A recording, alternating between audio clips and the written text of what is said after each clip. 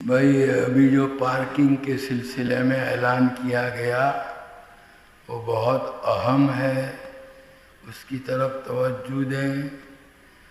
کسی بھی مومن کو کوئی تکلیف پہنچانا حرام ہے۔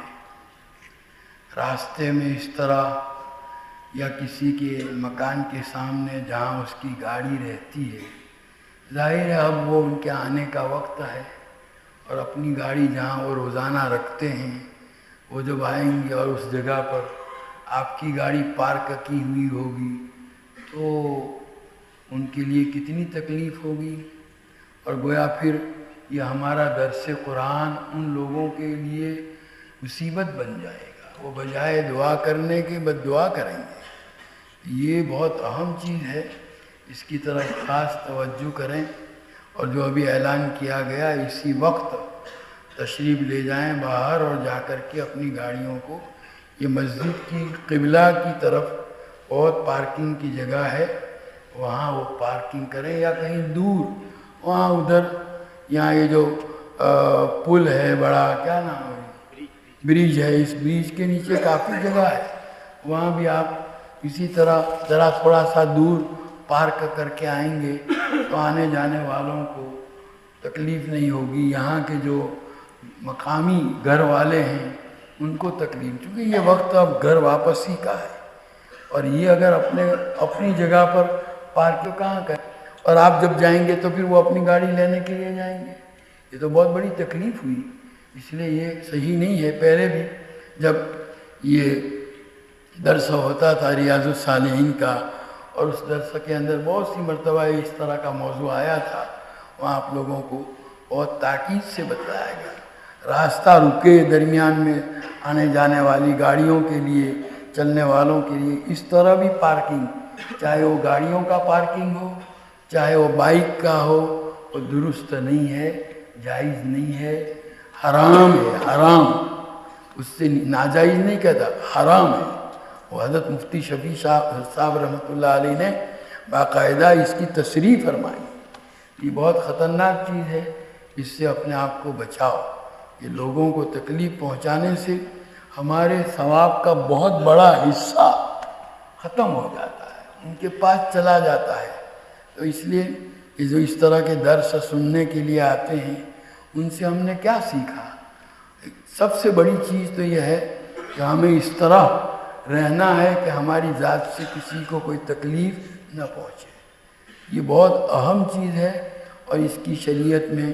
بڑی تاکید ہے۔ ان الذین یؤذون المؤمنین والمؤمنات بغیر ما اکتسبوا فقد احتملوا بہتانا واثما مبینا، اور ساتھ ہی ساتھ المسلم من سلم المسلمون من لسانہ ویدہ، مسلمان وہ ہے جس کی زبان اور ہاتھ کی تکلیفوں سے جسے مسلمان محفوظ رہیں، اور مسلمان ہی نہیں، حدیث کی شرح کرنے والے علماء نے لکھا ہے کہ چونکہ عام طور پر مسلمان کی بود و باش، اس کی رہائش مسلمانوں کے درمیان ہوتی ہے، اس لیے حضور اکرم صلی اللہ تعالیٰ علیہ وسلم نے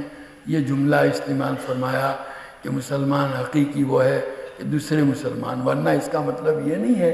کہ غیر مسلم کو تکلیف پہنچا سکتے، نہیں، غیر مسلم کو تکلیف پہنچانا اور زیادہ خطرناک اور ہمارے دین کے متعلق اور زیادہ برا خیال اور برا اثر لے کر کے جائے گا،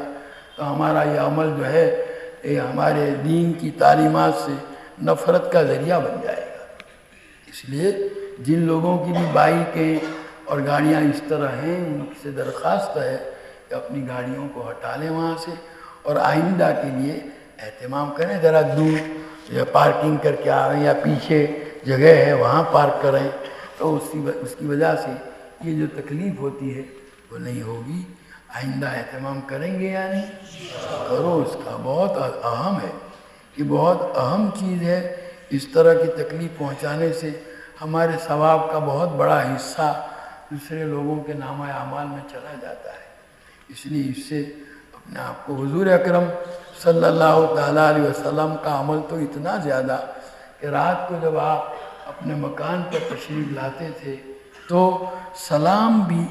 اتنی آواز سے کرتے تھے کہ کوئی بیدار ہو تو سن لے اور سویا ہوا ہو تو اس کی نیند خراب نہ ہو۔ ہمارے آقا صلی اللہ تعالیٰ علیہ وسلم کا عمل اور آپ کی تعلیم تو یہ ہے، اور ہم جو ہیں اس طرح کریں کہ احب للناس ما تحب لنفسک کا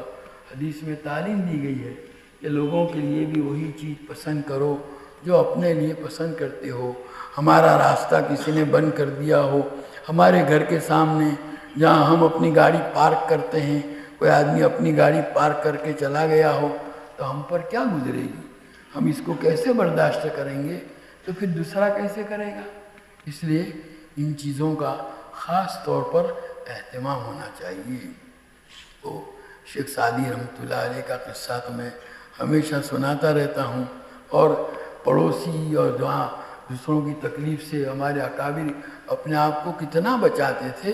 امام غزالی رحمۃ اللہ علیہ نے ایک اللہ والے کا قصہ لکھا ہے کہ ان کے گھر میں چوہے بہت زیادہ ہو گئے، تو انہوں نے فریاد کی اپنی مجلس میں کہ چوہے بہت زیادہ ہیں، پریشان ہوں۔ کسی نے مشورہ دیا کہ حضرت بلی پال لو، بلی چوہے کا علاج کر لے گی۔ تو خیر سن لیا انہوں نے، اور بلی نہیں پالی۔ کچھ مدت کے بعد دوبارہ فریاد کی اپنی مجلس میں، تو جس نے بلی پالنے کا مشورہ دیا تھا اس نے کہا حضرت آپ کو تو بلی پالنے کے لیے کہا، اس پر تو آپ عمل کرتے نہیں اور چوہوں کی فریاد کرتے رہتے ہیں۔ تو جواب میں ان بزرگوں نے کہا بھائی میں اس لیے بلی نہیں پالتا کہ بلی لاؤں گا تو اس کو دیکھ کر چوہے میرے گھر سے نکل کر پڑوسیوں کے گھر میں چلے جائیں گے، اور جس چیز کو میں اپنے لیے پسند نہیں کرتا دوسروں کے لیے کیسے پسند کروں گا؟ ایک مومن کی شان کہ لا یؤمن احدکم حتی یحب لاخیہ ما یحب لنفسہ، تم میں سے کوئی آدمی ایمان والا نہیں ہو سکتا یہاں تک کہ اپنے بھائی کے لیے بھی وہی چیز پسند نہ کرے جو اپنے لیے کرتا ہے۔ کوئی ایسا معاملہ ہو پہلے یہ سوچ لو، اگر اس جگہ میں ہوتا تو کیا میں اس کو گوارا کرتا، برداشت کرتا، میں اپنے لیے پسند کرتا؟ نہیں، تو مجھے بھی یہ کام نہیں کرنا چاہیے۔ اس لیے اس کا اہتمام کرو۔ ہمارے اس درس سے یہی سیکھ کر کے جانا ہے، قرآن اور حدیث کی تعلیمات ہمیں یہی سکھاتی ہے، اس لیے اس کا اہتمام ہونا چاہیے۔ اور یہ جتنی بائیکیں ہیں، بائک والے یوں سمجھتے ہیں کہ ہماری بائک تو چھوٹی سی جگہ، سبھی ایسا سوچیں گے تو پھر یہ چھوٹی جگہ کیا ہوا، تو پھر وہ یہ ساری جگہ جو ہے وہ مشغول ہو جائے گی۔ ہر آدمی یہی سوچے گا نا تو پھر تکلیف ہی تو ہو جائے گی۔ وہ جو کسی بادشاہ نے حکم دیا تھا نا کہ بھائی وہ ایک حوض بھرنا تھا، سننا ہے کہ نہیں، تو ہر آدمی جو ہے ایک گھڑا پانی ڈال دے حوض میں۔ سب بستی والوں میں اعلان کیا، سب میں ہر ایک نے یہ سوچا کہ میں اکیلا دوسرے لوگ ڈالیں گے، میں نہیں ڈالوں گا تو کیا کمی ہونے والی ہے۔ صبح کو دیکھا کہ خالی تھا، سب نے یہی سوچا، سننے ہے کہ نہیں۔ اس لیے ہمیں ایسے یہ چیز نہیں، ہماری سوچ ایسی الٹی نہیں ہونی چاہیے، مثبت صحیح سوچ ہونی چاہیے۔ ایک مومن کی سوچ اسی طرح کی ہو۔ نبی کریم صلی اللہ تعالیٰ علیہ وسلم نے ہم کو یہی نصیحت فرمائی ہے، اسی کی تعلیم دی ہے، اس لیے اس کا ہمیں خاص طور پر اہتمام ہونا چاہیے۔ یہاں تک لکھا ہے کہ مسجد میں پوری مسجد خالی ہے اور آپ جو ہے ایک ایسی جگہ جہاں ایک آدمی آیا اور وہاں نیت باندھ لی، اب جو لوگ جانے والے ہوں گے ان کو اس کے ساتھ اس کی وجہ سے وہ گھوم کر کے جانا پڑے گا، تکلیف کا باعث بن گیا ہے۔ ہر موقع پر یہ خاص سوچنے کی ضرورت ہے، اس لیے اس کا اہتمام ہونا چاہیے۔ اللہ تعالیٰ مجھے بھی توفیق دے اور آپ کو بھی توفیق دے۔